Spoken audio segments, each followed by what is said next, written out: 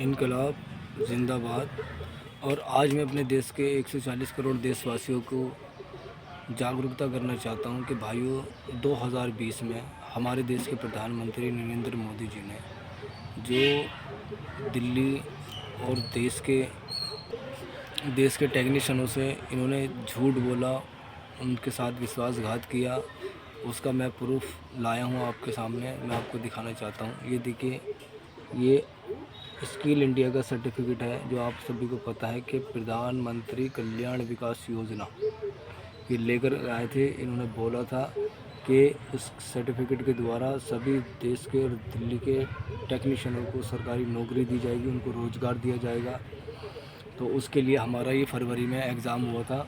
तो मैं अर्बन की लैब की तरफ से मैं टेक्नीशियन था और मैं काम कर रहा था। और इन्होंने वादा किया था कि 8 दिन 15 दिन हमारी मतलब पढ़ाई हुई थी, 15 दिन का कोर्स था और इन्होंने मतलब एग्ज़ाम हुआ था। तो इन्होंने बोला था कि दिल्ली और देश के टेक्नीशियनों को सरकारी नौकरी दी जाएगी, भारत सरकार द्वारा स्किल इंडिया में उनको आगे बढ़ाया जाएगा, उनके भविष्य को उज्ज्वल किया जाएगा। तो मैं आप सभी को बता दूं, 2020 में जब चुनाव के पहले इन्होंने दिल्ली के 2000 से 2500 टेक्नीशियन और देश के अंदर बहुत टेक्नीशियनों को इस चीज़ का आश्वासन दिया। लोगों को इन्होंने बोला कि हम आपके लिए ये करेंगे वो करेंगे। तो मेरे भाइयों, ये जुमले वाली सरकार है और इन्होंने कुछ नहीं किया। आज 2026 है,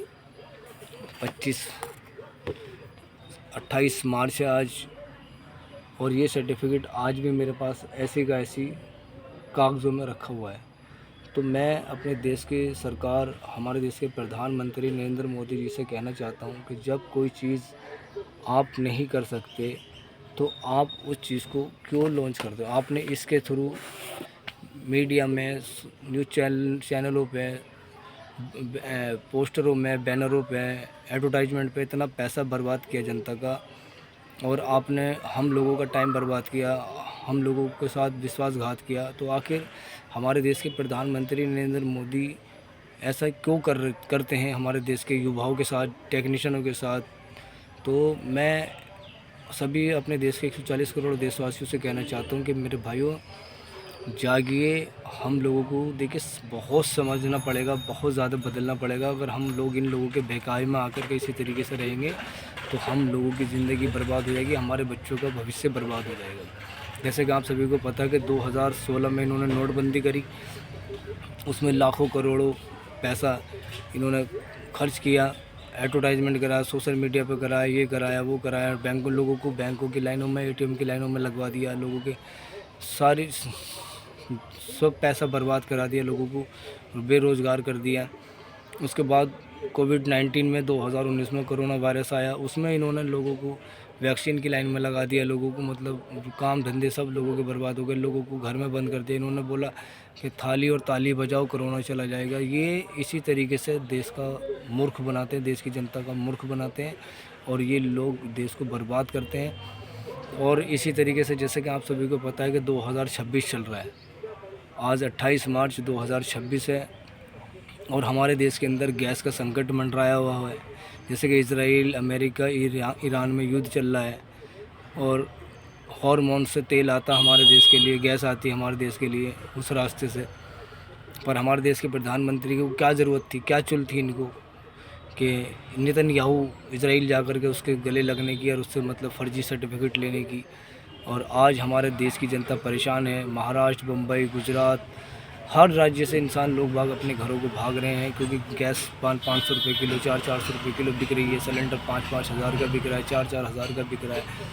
और ये कह रहे हैं कि देश के अंदर गैस की कमी नहीं है। तो मैं अपने देश के प्रधानमंत्री से पूछना चाहता हूँ, जब देश के अंदर गैस की कमी नहीं है तो ये एजेंसी वाले गैस दुकानों पे जो बाहर से लोग बेचते हैं गैस, या होटल वाले जो लोग होटल चलाते हैं, तो उनके पास गैस कैसे पहुंच रही है।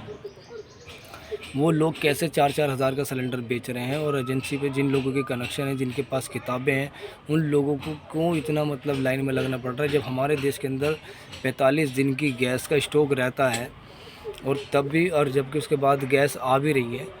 तो ये सब चीज़ें हमारे देश की जनता को परेशान किया जा रहा है। और मैं अपने देश के 140 करोड़ देशवासियों से कहना चाहता हूँ कि मेरे भाइयों, अब जिस राज्य में भी चुनाव हो, बीजेपी सरकार और नरेंद्र मोदी जी, अमित शाह जी, इनकी किसी की बातों में आना बेकार है। अगर आप इनकी लोगों की बातों में आओगे तो समझ लेना आप अपने आप को बर्बाद कर रहे हो और अपने बच्चों का भविष्य बर्बाद कर रहे हो, अपने देश के बच्चों का भविष्य बर्बाद कर रहे हो आप। इंसान आया है, एक दिन चला जाएगा, ये बात फैक्ट है, दुनिया की सबसे कड़वी सच्चाई है। पर ये लोग इस चीज़ को नहीं समझते। ये पता नहीं क्या इनको मतलब लगा रहता है। ये देखिए, मुझे इतना दुख होता है इस सर्टिफिकेट को देख करके। मैंने इतनी मेहनत करी, 2010 में मैंने, जबकि 12th पास करने के बाद मैंने डिप्लोमा किया हुआ है एयर कंडीशनर से, और इतने साल मैंने काम करने के बाद इन्होंने ये बोला कि स्किल इंडिया द्वारा आपको सरकारी नौकरी दी जाएगी। तो मेरे भाइयों, नौकरी तो दी नहीं, पर ये कागज़ का टुकड़ा दे दिया। ये आज मेरे किसी काम का नहीं, खाली बस अलमारियों में रखा रहता है।